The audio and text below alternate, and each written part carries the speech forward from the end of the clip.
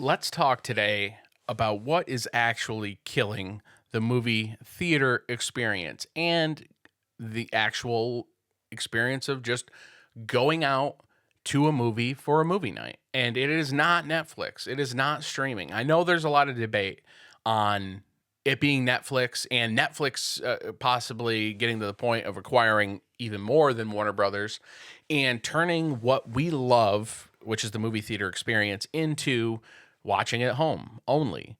I think they are going to acquire Warner Brothers, and they have said multiple times conflicting things. People don't watch movies in movie theaters anymore, that when they can watch from the comfort of their homes.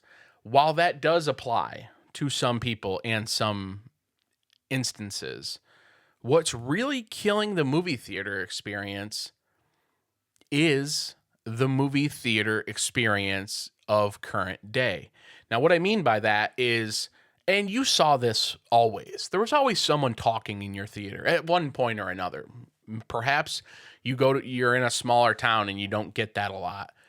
But if you live anywhere where a lot of people congregate to a theater, it's the only one within, in a bigger area, per capita, you're going to experience people talking, being on their phones, things like that. Unfortunately, that has gotten significantly worse over the last 5 years. Now, with that, it's become a lot harder to shell out $18-20 sometimes to know that I'm going to miss parts in a movie because someone's talking. Even you could miss, in some of these films, you could miss some things sometimes because you're so distracted by someone talking and you're getting angry and you're deciding how you want to go about this. Should I shush them? Should I actually get rowdy and say something louder?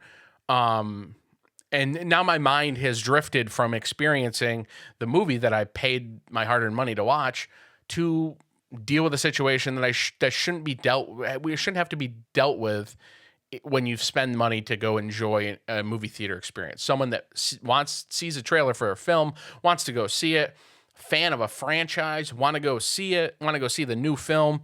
You don't want to have to deal with someone getting on their phone, full brightness, talking. Have seen it all. I'm sure anybody watching has seen it all at some point as well. Someone talking, someone getting on their phone, someone speaking on their phone, full volume, playing videos, the whole thing. I've seen it all. That's what's killing the movie theater experience. Unfortunately, I would love to say that it's just Netflix that's going to kill the movie going experience, where less people will go, theaters will shut down. We've seen some theaters shut down, but I think it's just going to become more niche with studios like Netflix and other streaming sites, Hulu. They're going to put those movies on or a lot of those movies up on their apps for people, to the masses, to get to very easily. Secure that $15-20 a month with our subscription, and you're going to get this new movie, and you don't have to go out to the movie theater. You don't have to go buy additional snacks and treats and make it a whole thing. People love that experience, though, of going out to the theater, a date night, a movie night, going to see a new movie. The whole experience of sitting in a theater with people enjoying a film together. You can't enjoy a film, though, if there's people there that don't respect the movie theater experience. And we've seen more and more of that over the last 5 years. We all know what happened 5 years ago, 6 years ago almost at this point. And when we came back from the pandemic, unfortunately, it does feel like the movie theater going experience has gotten even worse. I feel like there would be a rogue group or a rogue person before. Now there's multiple people talking over here, 3 seats back. You want a little hack for that? Buy the last seat. 2 reasons. 1, no one talking behind you. Nothing worse than someone talking directly behind you. Because then you got to turn around. You're literally taking your eyes off the screen, and you have to turn around and say, hey, what are you doing? I used to get as much of the dead center in the theater as I possibly could until people started talking behind me. Nothing I hate worse. I sit in the last row always now. You want to know why? Could survey the whole thing. This guy's got his light on. This guy's talking over here. This one's chit-chatting. If you want to laugh and tee-hee and ha-ha and scream, if you're in the movie theater experience, go for it. I like the communal aspect of hearing someone just erupt with emotion because of the film. That's part of the movie going experience. I'm all for that. Now, if there's literally dialogue happening and someone's like, "Hey, that girl's in," you don't need to do that. I went and saw a movie today. You know what I wanted to say something? You know what I did? I simply got up and said, "Hey."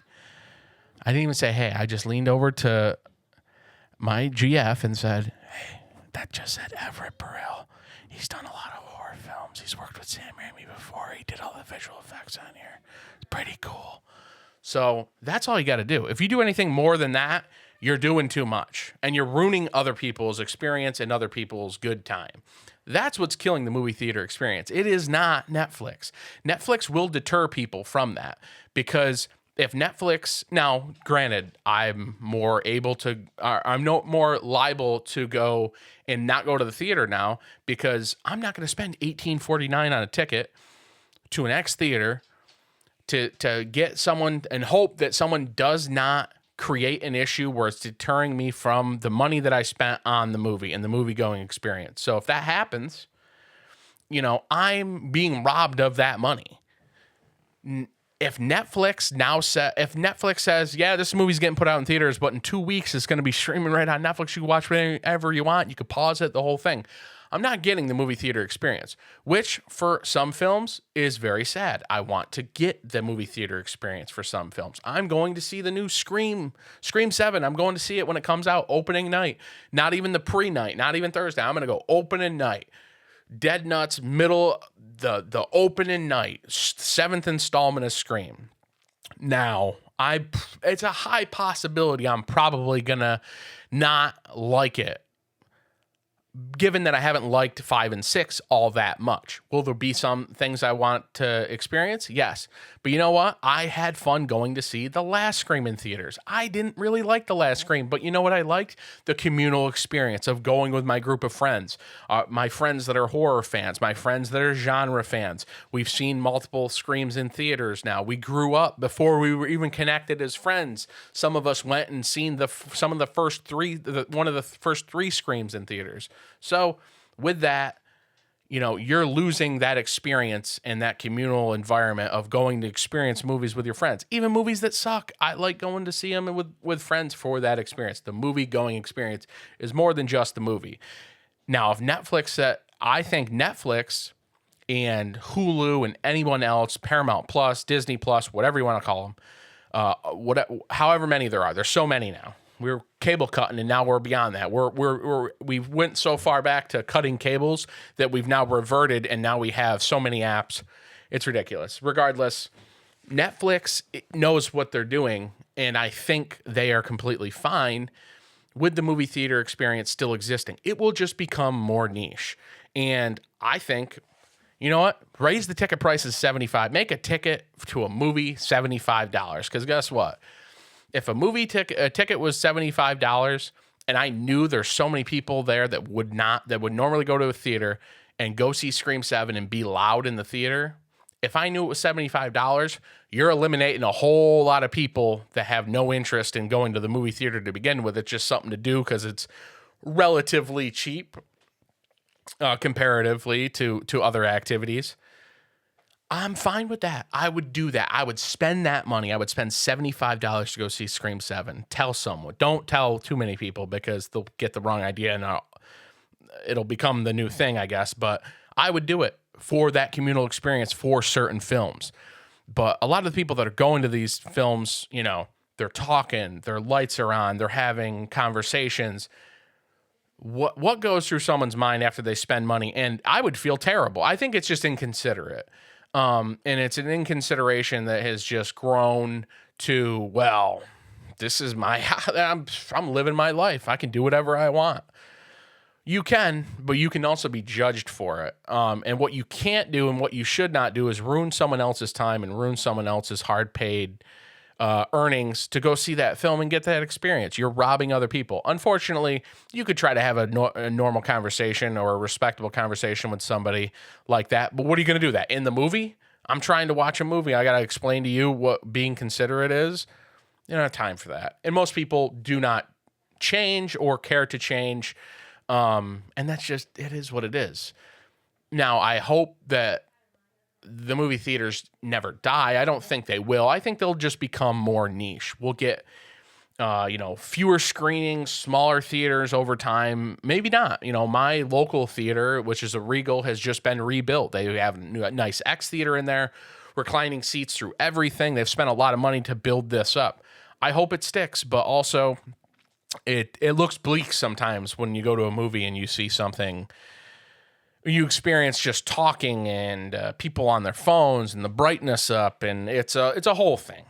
And unfortunately, Netflix is not the cause of that. Netflix, to a degree, I guess they are, because you can go watch films in the comfort of your own home. You can talk, you can squawk, you can get up and not pay attention because it doesn't matter to you. You have no vested interest other than your $14.99 or whatever Netflix is now.